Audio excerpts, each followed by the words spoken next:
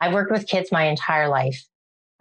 So for like over 30 years, I would gravitate to the kids that, probably had ADHD. And I couldn't figure out why other adults couldn't understand them and understand why they were doing things and that they weren't bad, that what they were trying to achieve. Like I thought I was this empath. Turns out I was just one of them. Right. So once I had that realization, and the more I learned about ADHD, the more I realized people don't know the questions to ask. Now that I know why other people don't see it the way that I see it, I have a better ability at expressing it in a way that they may get it. And it helps me manage my own ADHD. It helps me understand my own reality, and it's reinforcing of the self-care and the transitions. ADHD Rewired, episode 350. This is the podcast for those of us with really good intentions and a slightly wandering attention. I'm Eric Tivers. I'm a licensed clinical social worker by training and a coach by design. I'm your host, and I have ADHD. ADHD Rewired is more than just a podcast. We are a community. We are wired for connection, and you are not alone. Go to ADHDrewired.com to learn how you can join us in our free secret Facebook group. Get additional resources for every episode, including links to any resources we mention on today's show. You can support us on Patreon, sign up for our email newsletter. You can request podcast postcards to distribute to your clients and support groups, and you can learn all about our intensive online video-based coaching and accountability groups. You can do all of this at our website, ADHDrewired.com. We know that starting is the hardest part, so let's get started. Welcome back to another episode of ADHD Rewired. We are doing a mastermind session, and we have our first mastermind for our admin from our 21st season of ADHD Rewired's coaching and accountability groups. And we spell admin here at ADHD Rewired with two D's. ADDMIN. I spelled that out just in case. So, and really our admin they're like peer mentors. They have been through our coaching groups first as a member. And then, I think that, and this is doing these groups and this podcast is one of the best things that I do to manage my ADHD, because to learn is to know, but to teach is to understand. So, who we have here, they are helping members of our groups understand what they are also working on themselves. So let's go ahead and introduce them. You have heard some of these voices already because, you're familiar with them. So let's first begin with Roxie. Hi, Roxie. Hello. I joined the coaching and accountability groups for season 13. I admined for season 14, 16, 17, 18, and I'm currently adminning for season 21. That's very exciting. And you will, as a listener, probably be hearing more of Roxie in the not too distant future. Jessica, why don't you go next? Hi, I'm Jessica. I signed up and participated in season 19, and I haven't left since. So I've done season 20 as an admin, and we're currently finishing up season 21. Guess I just can't get enough of it. And she does magic with spreadsheets. Natalie. Hi. So I was in season 12. I was actually Roxie's admin in 13. And I've admined 20 and now 21. Awesome. And we have, for the first time, you're hearing her voice, who's also today in the hot seat for our mastermind, Moira. Hi, I'm Moira. I did the teacher's version. I did summer last year, ARC 17, myself, and then I'm adminning this year in ARC 21. So you are masterminding You're wanting to kind of look at some rethinking your professional world, right? Mm-hmm. So why don't you give us a brief overview of what it is that you're wanting to mastermind, and then we'll dive in. Well, I have been a teacher for most of my career, working in elementary school. And I didn't know I had ADHD until 3 years ago. And my main strategy was to try harder. And I also have the tendency of, when I love something, which I do love working with kids and I love helping and helping kids who learn differently is what I love the most. I tend to hyper focus. And I have worked myself into illness many times. So the last 3 years, I've been trying to bring things more into alignment. And when I learned that I had ADHD, and most of my family did, it was really about trying to find a better fit for us for everything. And as much as I love my job, I find it that I constantly overwork. The system's underfunded. And the demands that I have to do, because in my role, there's so much paperwork, I'm not sure. I'm trying to figure out, I'm sort of giving it one last try. I started last year of, could I reshape it to fit better with ADHD, to make it work so that I could finish my career there? Or I've always wanted to give professional development presentations. I love speaking. I mean, just having a captive audience to talk. And the idea of helping people understand what ADHD is, being able to advocate for those who can't, namely children, and supporting women, and just all the demystifying around that is something that I'm very passionate about. So can I figure out something that's different that would work better? Okay. Is that a nutshell? That's a good nutshell. Let's crack open this nut then. So let's first start by asking Roxie, Jessica, and Natalie if you have any questions for clarification. I do. I'm wondering what you mean when you say hyper focus, and what does that look like for you at work? Essentially, I go into work and everything from the rest of my life drops away, and I don't think about it. I don't do anything about it. I have a hard time going to the bathroom, eating, drinking. I don't leave when I say I'm going to leave. Because of my job being not direct service with students, recess and lunch is really a time to connect with teachers. And there's nowhere I can be in my school where someone doesn't come and ask me stuff. Like, I can't, if I'm in the lunchroom, people are talking to me about work. So there's no off. And I have spent most of last year trying to create some of that, and I've gotten better at it, but it's still a massive problem. And I do it like it's not just the system. It's, I do it too, right? I get in and I just keep going. Okay. Any other clarification questions? So we talked about this a bit, where you were talking about the idea of a dimmer switch. And I thought that would be a great thing to clarify for the group. Right. So I'm familiar with the notion of that, generally speaking, people with ADHD have a struggle with managing time in relation to energy, and that neurotypical people can have a dimmer switch where they're regulating how much energy they're putting out and using. And that for us, it tends to be more like an off or on switch. And I've got an amazing psychologist that I'm working with, and she suggested to me at the beginning of the summer about, maybe, can you develop a dimmer switch? And I don't know. Like, that's the thing is, and so I've been trying, as a perfectionist type person who's trying to be reformed or reforming, I'm trying to work with the notion of I don't have to do everything to the nth degree.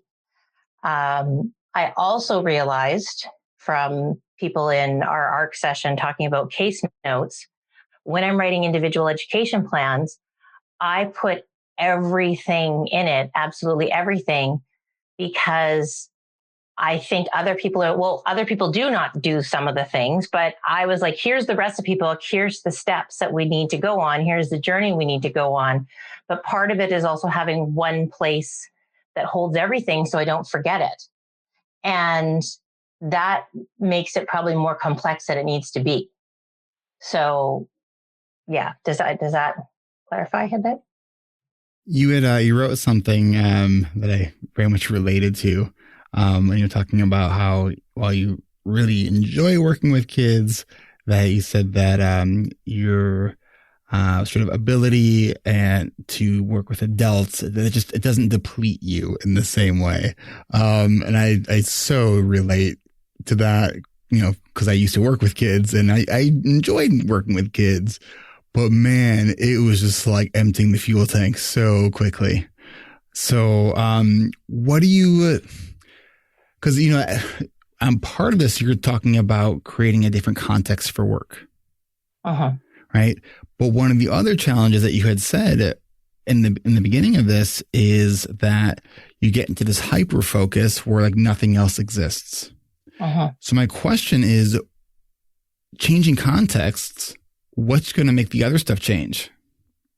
What I found is because I had to have some time at home the previous 2 years ago, and I worked really hard at creating these systems and routines and ways to care for myself within my home environment. And doing ARC this summer was a really kind of a big thing for me on trying to sort of test this out. It's the control of what you're doing. Because of the job that I have, I think I put in my Mastermind notes, is that because our system is underfunded and understaffed, there's emergencies, there's uncertainty, the number of transitions, the change, the demands of that sort of thing is partly why I why I hyper-focus so much, because I realized that anxiety is what kind of kept my ADHD in check. And at work, I still have anxiety about getting done what I think I need to get done rather than walking in and just sort of taking the day as it comes. And I guess I envision if I am creating my own work that I'm more in control of that and there aren't going to be as many fires. It's a hard time to be in schools these days. And so that's why I think that there's more work than I can get done in that job. And I think that's part. And so it's still that pushing to try and get it done. But, and that may be true, right? I think that in educational systems in most places in the world, it's, not enough time to do the things that you really do need to be doing. That being said, I still wonder, because you said that you wanted something that allows you to set your own schedule. You want to be able to read, research, write, speak, present, prioritize self-care, and be able to care for both your kids, 11, 14 years old, and as well as elderly parents. Is that correct? Yeah. Okay. Yeah. So, because I'm thinking back to to jobs that I had or when it wasn't my own business, some of the problems I had then, I still have today, like transitioning, letting enough be enough and being done with something. So, and that what you described as hyper focus is really more of that, what I like to sort of think of as, that multi-tracking, where it's like we have these different domains in life and we tend to view things through like a spotlight, like whatever we are doing, that's where our focus is at, right? So when you're at work, the rest of life doesn't exist. And then when you're at home, the rest of life doesn't exist.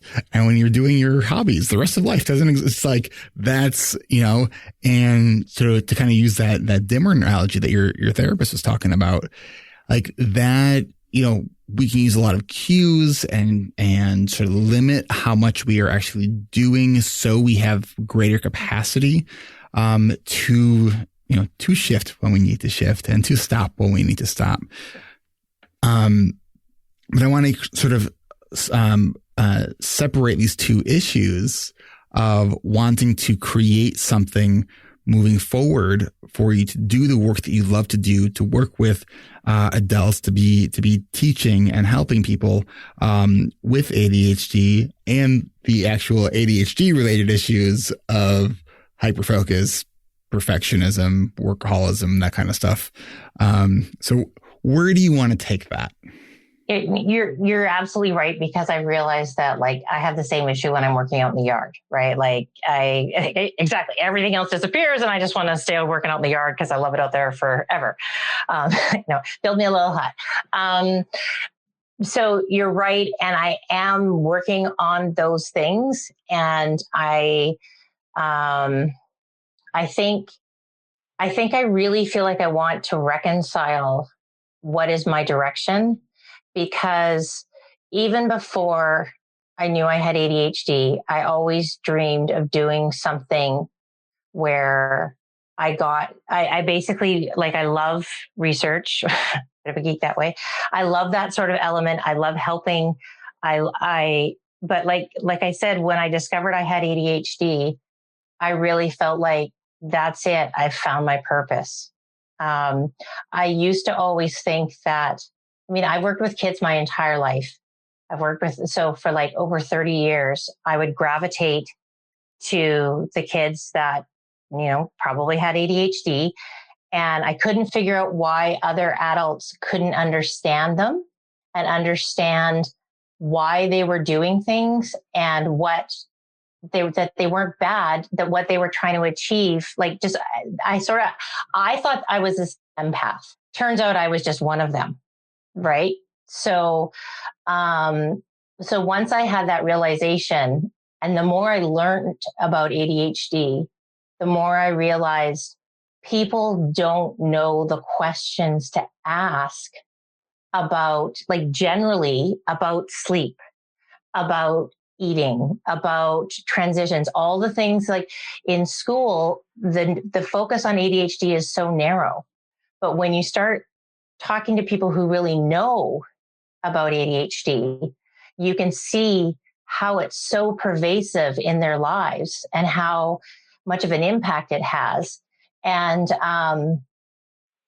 just having that ability to give voice for people who don't have a voice in that, and also to help people understand. And now that I know why other people don't see it the way that I see it, I have a better ability at expressing it in a way that they may get it. And it, like you said, it helps me manage my own ADHD. It helps me understand my own reality, and it's reinforcing of the self-care and the transitions. Yeah. Does anyone have questions before we take a quick break? Roxie? Well, I was just wondering if you were wanting to focus on the women with later diagnoses, or if you're wanting to focus on educating teachers and parents on their children with ADHD. I guess I feel like that within my own, living in Canada, within my own province, there's a place for me to go and give like speaking things, in a non-COVID world, on those, those issues, right? But I guess I feel like by focusing on women, you're going to get parents, you're going to get women who have struggled on their own. To me, it's sort of like that's the area. Like as a mom myself who didn't know I had ADHD and had 2 kids with ADHD, it was so hard. Like I can't regret the experience that we had, but to have had the knowledge would have had different, would have been a different thing. But just to be able to use that to some good would be, I'd like to do that. So I am one of those people who like to try to do it all. So, maybe I do need to narrow that focus down a bit more. And I'm okay with that. Yeah. So I would like to explore with you then, how do we take your experience and turn that into something that is very giving. So the expression that I've always loved is, how do you make your mess your message? So let's take a quick break. When we come back, let's unpack that. So we will be right back. Support for this podcast comes from ADHD reWired's coaching community, which includes our award-winning coaching and accountability groups and our alumni membership community, which provides continued support after the 10 weeks of coaching groups end. Sometimes we don't know what to expect from something new. Have you sat with a feeling of wondering what these coaching groups are all about? What if you find something you weren't expecting? Take a listen to one of our recent coaching group alumni as she shares her ADHD reWired coaching group story. I learned that having ADHD doesn't mean that I'm broken or defective and hopeless. And I realized that there are other people with the same struggles who are just wonderful and compassionate and talented. And with that, I started to look at ADHD differently and look at myself differently, and also find solutions to tackle my everyday struggles, and to also find a way to accept myself. So before the group, I was kind of drowning in a sea of overwhelm and hopelessness and shame, and I felt broken, and I felt I would never be good enough. And every day I would wake up wanting to be better and wanting to be someone else and wanting to have another brain and wondering why I'm the only one who can't get things done. I can't do charts, my colleagues can't, and why I was struggling so much. And now, because of this group, I found hope. And I found ways to get things done. I mean, not everything is getting done, but a lot more is getting done. And I'm able to look at that as progress, as opposed to thinking like, oh, well, I still can't get things done, but things are progressing and getting better. And then also when I fall off the wagon now, I can forgive myself and try again instead of spending weeks on it saying, loser, I'm a failure. Now I just think, well, I have ADHD and it's hard. So I'm just going to try again tomorrow, and I start again. And the biggest thing is being able to accept that I have ADHD and my brain works differently, but so does the brain of many other wonderful people. So I'm okay with that. Biggest takeaway is that I'm not alone. There's a community of people here that share my struggles, and just knowing that has made it possible for me to accept who I am, and also to work on different ways to find solutions to navigate through my everyday life and not to feel ashamed all the time. Being part of this group is part of the community where you can learn about ADHD and also learn about tools to help yourself. It's a place where you can share your struggles and victories, where you can find solutions together. It's a place where you find acceptance, where people actually get you and you get them.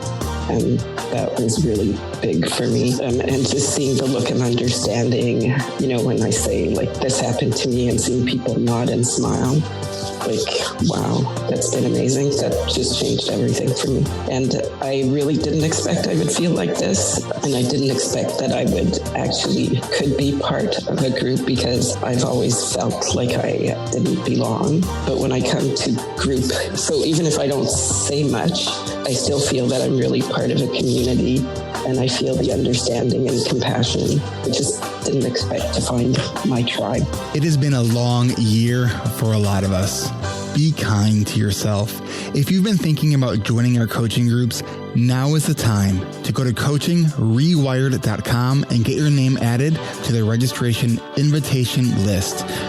We have a deadline of midnight Eastern Time on Wednesday, November 25th, to go through the registration process to join us for our registration kickoff event. Don't hesitate. Go to coachingrewired.com and click on the red button to get your registration invitation. If you are new to the podcast, I'm glad you're here. Our coaching groups fill up fast every season. This group is not for everyone. If you work well in a group setting, if you are highly motivated and able to make the commitment to yourself and the other members of this group, then join us. To find out if you would be a good fit for ADHD reWired's coaching and accountability groups, go to coachingrewired.com. Registration is by invitation only. Find acceptance and experience the unexpected at coachingrewired.com. rewired.com. All right, and we are back. What you don't realize there in podcast land, that was like a 20-minute diversion of all kinds of rabbit holes, but we're back. All right, so Moira, let's unpackage what we were saying right before break about making your mess your message. If you could be doing the thing that you most want to do, and you could wave a magic wand, and all the building and the work that it would take to be doing that thing, what would you be doing? I think it would be a combination of probably two things. One would be in some way having direct contact, working with people to help, like probably coaching. I loved the setup that you've got, right? So if you could just duplicate that over to me.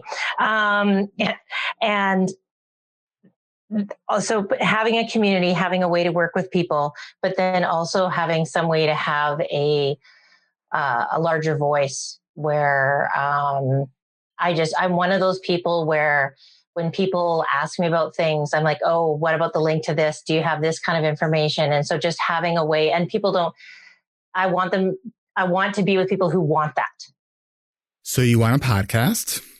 You want, when he said that you want. That's my science. Do I? No, I'm just kidding. I would, if you wave the magic wand, right? Like I like technology, and that's one area, like actually what I said, what I was not willing to, one of the things was like someone suggested me go start working at the university as a faculty advisor. And I'm like, no, because that's a completely different, I don't want to go there.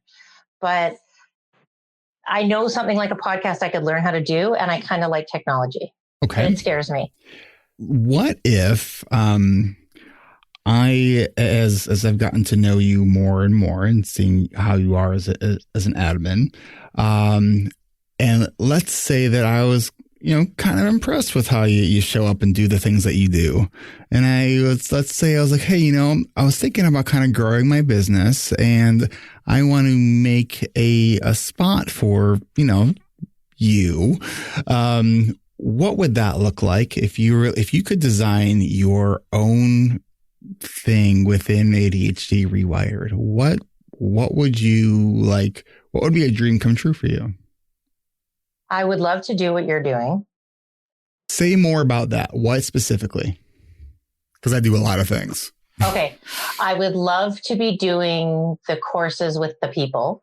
Okay. Because facilitate groups. Yes, facilitate groups. Because you have some amazing structures already in place. I would love to be able to learn from you. Because when I took the course, one of the things that I thought that was so valuable about it was what you brought to it. And, you were three white guys. Totally. And yes. I'm white. Yes. I'm white too, but you're three white guys. Yes. And, I think being a woman having ADHD, it's very different. And in some ways, we have hormones, and being a male feminist doesn't count, right? it just like seriously, like the fact that they do research on, they've done research on men because their hormone levels are the same. And so they're less, complicated. But I've learned a lot about how my hormones impact me and my ADHD and so, there are people who do that, but not within your realm. And I think sometimes people don't necessarily cross over and hear things. So, and then I feel like because I was undiagnosed, because I'm a parent, because I've been active in the education system, that I have insights and knowledge that is unique and particular, because I don't know of many people. I'm sure there are many people, but that kind of have a foot in all of those camps. Well, and something to think about too is, I've done a lot of work with kids, and I've done parent trainings, and I actually really do enjoy doing that work, because when I'm leading a professional development for teachers, I am like, to me, it's very fulfilling because I think of the ripple effect of all the little Erics that like were misunderstood are hopefully, a teacher's going to have a realization and an insight and realize that that kid's not just being bad, like the kid's struggling and for that particular reason. Right. Definitely. So, well, I wanted to say that while I still have interest in if any schools listening and after COVID, they want to hire me to do speaking gigs, I'm all for it. But online, I really stay narrowly focused to adults with ADHD. Yeah. Right. What would you want your narrow focus to be? To be women with ADHD? Yeah. Okay. Say more. It would be moms with ADHD if I'm being completely, because so much of my struggle is related to that. Like I would have been able to manage undiagnosed if I either didn't work or didn't have kids. Like if I was going to be a stay-at-home mom, I probably could have kept things together.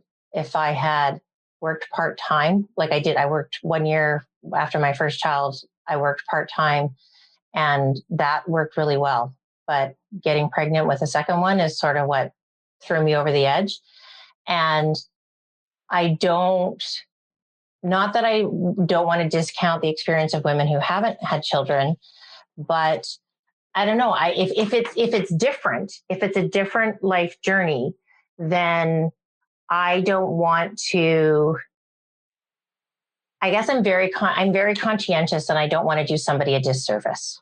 So so I think I could talk about a lot of things about women with ADHD for all of them, but I know my experience.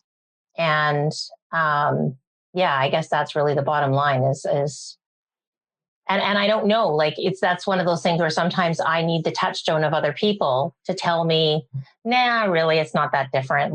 There's enough overlap that, I'm going to stop. I just had 34 thoughts all just rushing to my mind at once, and then they were all gone. So Natalie has a thought that I'm going to let her share or ask. Well, my thought was there's a thing with how the household falls on women. That tends to be a thing, right? And I think that is, a huge burden to have, particularly when you have ADHD. And just speaking from my own experience as a woman who has been in a marriage with a cis man, and how I was expected to do all these things. And even when we tried to work it out, it just never worked out right with who does dishes, who doesn't. And now I'm in a relationship with a trans man, and how it's entirely different where that burden lies. Just naturally, chores and everything is entirely different. And how, that's a huge part of it. That's such a huge part of it that only women would specifically understand that.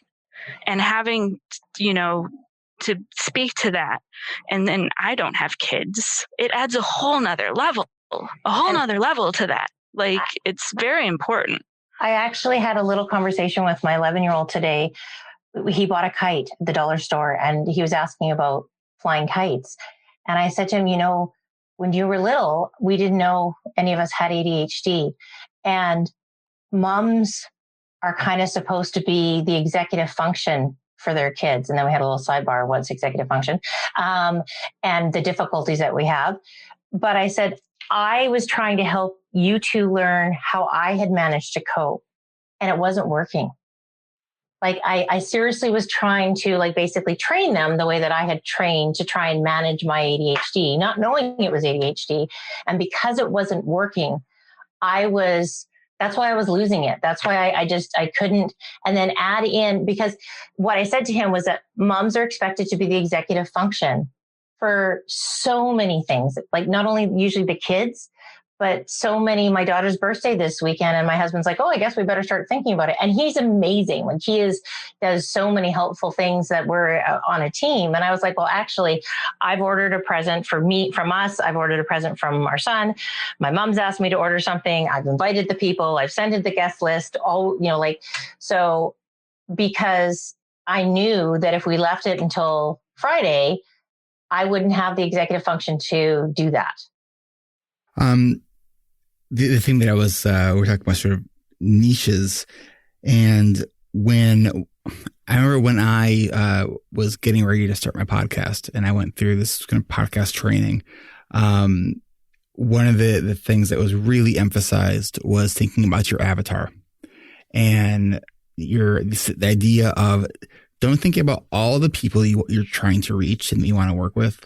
Think about this like one person that you love working with. And so when you speak to that one person, you actually resonate more with many people who are more similar to that one person. So what it sounds like what I'm hearing is what you would like to do is work with people like you. Yeah. Yeah. And I think that's great. Like, I think, it's kind of what my avatar was people like me who didn't have the same knowledge and training and background in mental health. Uh-huh. So you want to facilitate groups. You like to interact with people. So answering questions. How do you feel about writing? I love writing. That's a great asset to have. And how do you feel about marketing? Well, I know from listening to you that it's a very big part of the job. I don't know if I have feelings for or against it because I guess I don't know exactly what it involves, but I'm okay with putting myself out there. I'm not shy. Even if I try to be, I just end up here. Give you the microphone. Hey, will you MC the wedding? Like it just happens. And so I don't know. When you say how you're about marketing, I guess do you mean putting yourself out there? Is that what you mean by that? Kind of putting yourself out there, communicating the value proposition that you offer, and doing so in a way that's actually exciting to you and that you don't feel sleazy because you're selling something. Right. Like, I think, because I know that there are people in this space who like have a hard time, like actually asking for what they are worth. Right. And how much their services are worth, and I think that is such an important thing to not just do, but to be able to do that without feeling guilty about it. Right. Like, what you are doing is offering a good, and it's something that is going to, potentially be life-changing for people, be excited about getting that message out there.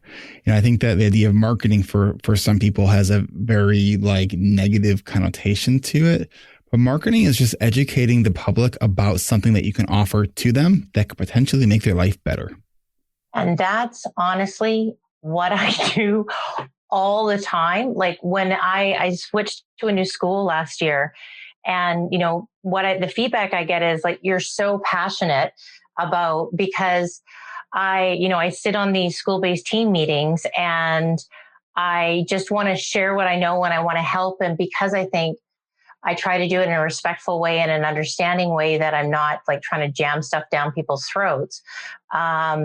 What comes across is my commitment and how much I care, and that I'm really just trying to help make a better reality for people. And so I find myself having those conversations with people, and then I find them seeking me out to, like, oh, I got my ADHD diagnosis and, can I talk to you? Or my daughter was diagnosed. And, so in that sense, I think and then my husband's also in business, and I'm like, people will pay that? Like, right? I'm just like, this is what the salaries some people get, because when you're in these helping professions, it's such a different world, right? I been in a mastermind group for almost 6 years. I've actually taken a little bit of a hiatus from it recently. But one of the guys in my mastermind group who works with CEOs, he was saying, he's like, So Eric, if you like marketed directly to CEOs and basically do the thing that you're doing right now with your coaching groups, because the more you teach me about ADHD, the more I realize like almost all these CEOs that I'm working with clearly have ADHD.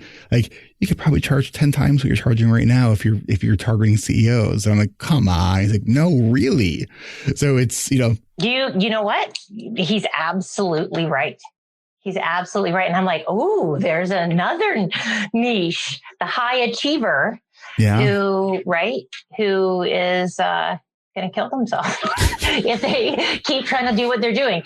No, not but it's like totally work themselves into an early grave. And that's another aspect of the niche that I like to work with is high achievers, because I had that drive too, and you also got to moderate the drive so you can stay healthy. All right. What questions do you have, Jessica, Natalie, Roxie? I do have one question, and I'm actually so glad the direction that this mastermind has gone, because this handy dandy paper that we all have that no one else sees, there's a lot more of basically how can I stay in my job and keep doing what I'm doing. So this mastermind's totally gone in the direction of how to create the thing that you are clearly passionate about and the thing that I personally think you would be phenomenal at. So I just want to ask you to kind of get your juices going. Like what other fears or roadblocks are still holding you back and getting in the way for you? There's logistical ones of, basically pension, sorting that out. I did recently find out that there's, I don't know, I'd have to look into that. And do I keep, because I could possibly go on a leave of absence and keep paying into my pension and work a little bit within the school district so that I could, not to keep that door open, but to try and, because I worked part-time, when my kids were young, I don't quite have the time and the contributions yet but just figuring out what all that means, right? Like, and what we have our own retirement stuff. And so just sort of, because honestly, if I didn't have to think about that, I would take a leave right now. Like if there wasn't the, if my husband and I could figure out how to go from making money to having no money initially, right? I would stop it with my other job immediately. Do you have a cushion? Maybe. I don't know. What would you need to find out so you could find that out? I think time, because one of the things, like just to actually look at it, we've done really well at tracking. My husband's an accountant, but he doesn't like to do this stuff at home. I overspend if I don't. I have to track every week. The shoemaker's kids, right? Yeah. So I do all our spreadsheets because I will forget what I spent at the beginning of the month to the end of the month, and I will overspend. So we've been doing, I've done, this year's been amazing. I haven't missed a thing. So trying to figure out what we spend where. And then we haven't ran any different case scenarios. I haven't actually looked into if I wasn't going to work. Or if I wasn't going to work as a teacher, what would need to change financially, if we could do it, how we could do it. Moira, you had said before that you had a part-time gig, but you ended up working full-time.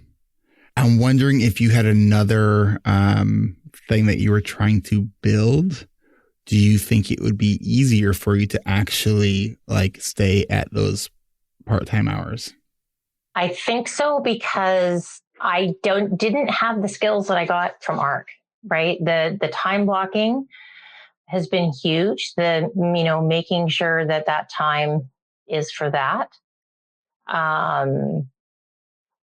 Probably my hope in going back to work full time was that instead of doing the extra time was that I was going to work shorter days and just get paid for all of them. And that didn't really happen. So yes. All right. We're going to take a quick break, and when we come back, let's dive into some of the logistics that you got to figure out. We will be right back. Did you know that listeners like you can support this podcast? Whatever you can, I appreciate it.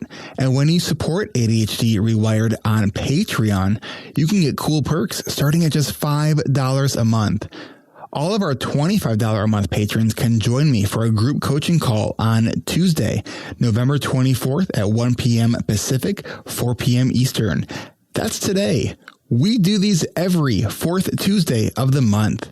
And if you can just give at the $10 a month level, you can have access to the recordings of these Patreon coaching calls, plus a bunch of extra content.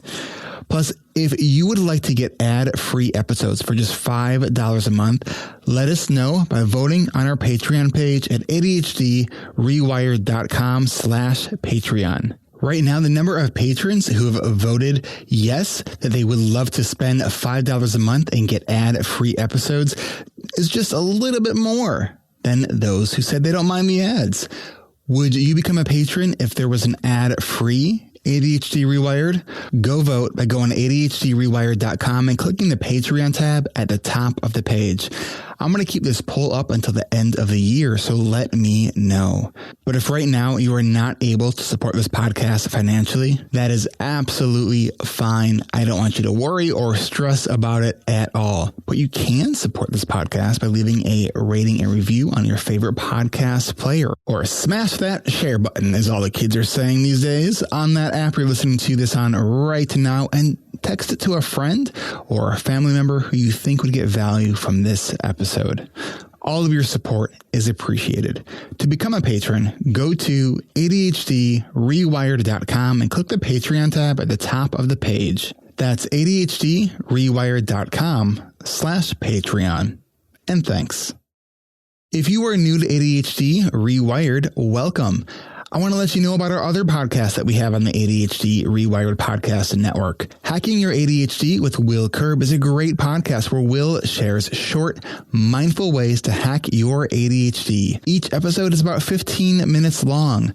This week, he is talking about automating your ADHD life. We also have ADHD Essentials with Brendan Mahan. Brendan talks to parents and professionals about the issues affecting kids living with ADHD. And coming in January, we'll be launching 2 new podcasts. ADHD Diversified with MJ Siemens and the ADHD Friendly Lifestyle with Moira Mabin. Our current and future podcasts are all available everywhere you get your podcasts. And join all of us every second Tuesday of the month at 1:30 p.m. Eastern for an hour of live Q&A. Our next one is on December 8th. To register for our live Q&A, go to ADHDrewired.com/events. That's ADHDrewired.com/events. And if you want to ask a question live, please make sure you're in a quiet space wearing headphones. Go to the website, ADHDrewired.com, and just click the events tab. We will see you there. All right, we are back. Let's dive right into talking about the logistics that you said that you would need to figure out. Okay. Do you mean whether or not I could do it or how I could do it? Because not whether or not. This summer I was like, instead of figuring out what I'm going to do, I want to figure out how I'm going to do it. But is it how, what, or both?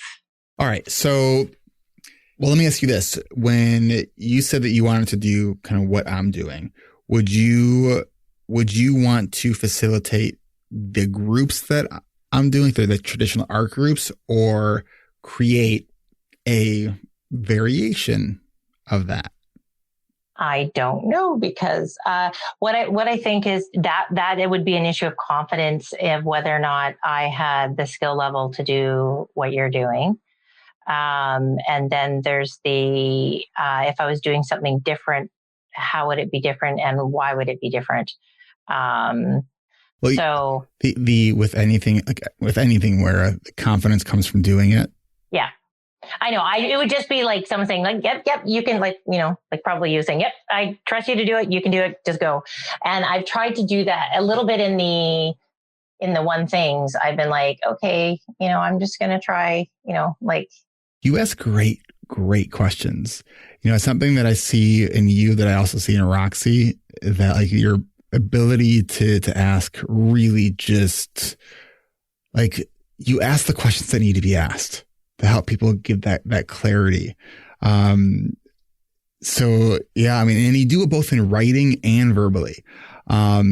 Or like for me, I'll ask it in writing or verbally. And then when it comes to the writing, I have like too many thoughts. And then I just like cheer someone's post instead of asking a good question. Last week, well, thank you. I'm going to say thank you for that. I actually started like speaking them instead of like typing, because the club hands on the phone was not so much fun. And I actually like that too. But with saying it out loud like that, sometimes I have to get my thoughts a little bit more organized than when you're writing it and you can go back and change it before you post it. So it's a bit of both. So, but to try and keep us on track, I think honestly, I think I would be happy doing what you're doing. The question I would have is, for a while there, I had a job going into schools, working with students and their teachers on demystifying and the stigmatizing and normalizing autism.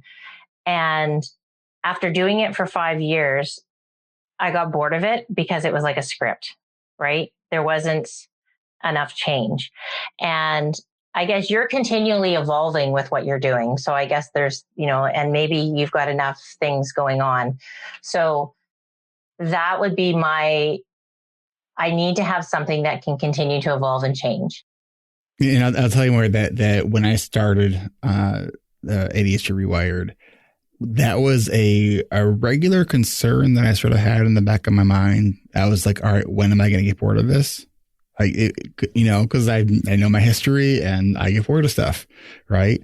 And I would even think like, all right, so when I get bored of this, like, schizophrenia looks interesting. Maybe I'll go, and what I've realized is that I love working with people with ADHD so much, and they will never, ever bore you. At least they don't me. Yeah. Because and everyone is kind of unique, and there is something about that doing this in community and seeing people. I mean, you've seen it as a member and now as an admin. The growth that sort of happens right before your eyes, like it's like the best drug. Oh my God, it is. It so is. Yeah. And the thing is too, is like, it's like way faster for these guys than it is for kids in a school year. Right. So did I answer your question about? I don't know what was my question. It was like, basically, I think it was like, what would I do? Or what would I want it to do? Would I want to do what you're doing, or would I want to change and make it something different? And probably the answer is both. And I think that's a great answer. When I first started the groups, I didn't really know what the hell I was doing. I was totally making it up as I went along, and then sort of iterated and found all the things that didn't work and stopped doing those things and found more, and kept iterating. But the one thing that I know that people come to the group is because, and this is just a kind of a marketing thing, but they know me, people like me, people trust me. Right. And I keep trying to, it's about the brand. It's not about me. And people keep telling me, no, we're here for you. And I'm like, no, but it's about the brand. It's about the community. It's like, no, it's here for you. So with that, I still do want to grow ADHD reWired to be more than just me. Right. Cause I wanted to have it be a collective, diverse voice of people, but all centered around community. Uh-huh. So to get people to be like, hey, I really want to be in a group with Moira, because I actually like her better than Eric. There's a lot of ways you can do that. There is podcasting. There is blogging. There's doing video. So there's a lot of ways to do that. And it doesn't need to be just one, but I think it's best to focus on one and really get really good at that. I missed that. I was looking down. So, Natalie, would you please just read what you wrote in the chat, please? Oh. I just wrote, can I please be the gaze? Yes. Sure. You can have that. I love it. It's like this is about diversity, just pussy power and like rainbow pride, baby. Well, Natalie, did I tell you the name of the podcast that I had an idea for? What? No, what was it? ADHD. And then ADHD. We have it all covered. So logistics. From without knowing a bunch about any of this stuff, what if you were to pick a platform to get your voice out there? What would it be? I love talking. I like writing, but I find talking takes less effort, but I'd probably want to write it first. So unless I had a general, like, just these are my points that I want to talk on. So there, I didn't answer it again. Gave you two options. Well, I heard, to me, I'm hearing podcasting when you say that. I mean, I also think you have a good voice for podcasting as well. Oh, thank you. You would just need a better microphone. Yes. I like getting the thing. So do you think you would want to do it where you're having conversations with people, or more like Will's podcast where he kind of writes his episodes and then records it? Probably both. Okay. And actually, I was listening to one of Will's podcasts yesterday, and I asked him, like, so how long does it take you to write your typical episode?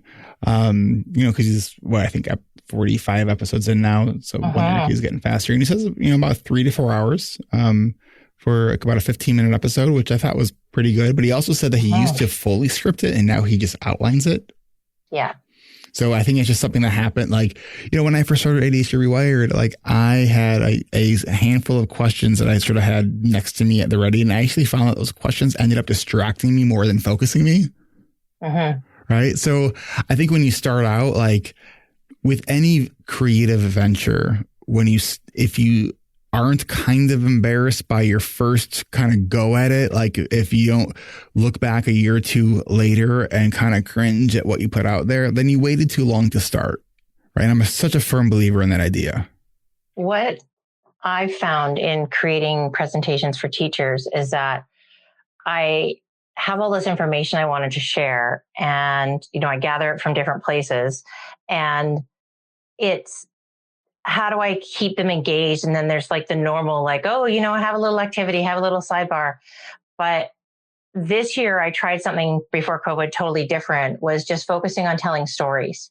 And so I had the things that I wanted to talk about, and I broke it up into like 4 different sections and told stories. And then and I had a visual cue. Like, it wasn't information, but I had like for something for people to look at that would cue me to what I was supposed to be talking about. And so it was able to be less scripted. And I remember one day when I came in, I was really ADHD that day. And so like even just setting it up and all that, but I actually had like women coming up to me afterwards. And this wasn't one focused on women, but it was one where it was actually for educational assistants is who it was for. And they had their own children who had gone through these things. And they were just so grateful that someone was speaking about what their reality was like for them and trying to help people understand. And so, that's what I see is like telling stories is sort of a part of it. I think that there's going to be more to the story. And what we're going to do is we're going to stop right here. And tomorrow on your podcast feed, you're going to get to hear the rest of this conversation, because we want for you all to hear the rest of this conversation. And we know we're like 50 plus minutes in, and I see the analytics. Nobody listens after this point. So let's cut it right here. And we will we'll be back in your feed tomorrow with the rest of this conversation. This is Eric Tivers. Thank you for listening, and congratulations for making it to the end. ADHD Rewired is more than just a podcast. We are a community focused on learning, growing, and connection. The website is ADHDrewired.com. You can find summaries and additional resources for each episode. You can apply to our free and secret Facebook community. You can learn more about ADHD reWired's intensive online video-based coaching and accountability groups, and sign up for my email newsletter to get exclusive content you won't get anywhere else. It's all at ADHDrewired.com. While you're there, click the Patreon button.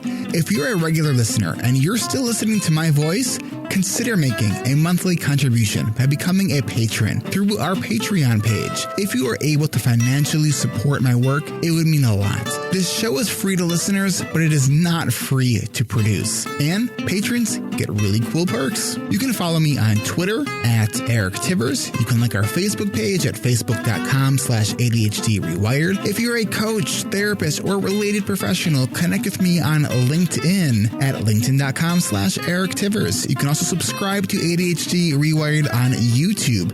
And you can subscribe to ADHD Rewired on YouTube and see select interviews and some other videos I've posted. Podcasts change lives. You can make a difference in someone's life by spreading the word about this podcast. Mention it in your online communities on Facebook, Twitter, Reddit, or wherever you hang out online. And be sure to share it with your friends and your family and your clients, as well as your coaches, therapists, and doctors. And if you're a coach, therapist, doctor, or ADHD support group leader, and you would like a pack of podcast postcards to hand out, you can request those at my website, ADHDrewired.com. And if you're a member of CHAD or any other ADHD support group, please be sure to tell them about this podcast. You can even show them how to download it on their phone. You know, you might be the person that turns somebody on to a podcast for the very first time. And if you really love this episode, please consider hitting share on your podcast player. I'm only one person, and I count on you to help me spread the message. One of the biggest things that you can do to support this podcast and to help other people discover it is to leave an honest rating and review on Apple Podcasts, Stitcher, or any other podcast app that accepts ratings and reviews. And don't forget to hit subscribe on this podcast on your podcast app so new episodes are automatically pushed to your favorite podcast app. Looking for more ways to listen and learn? Get a free audiobook and a 30-day free trial at audibletrial.com/ADHD rewired. Not sure where to start?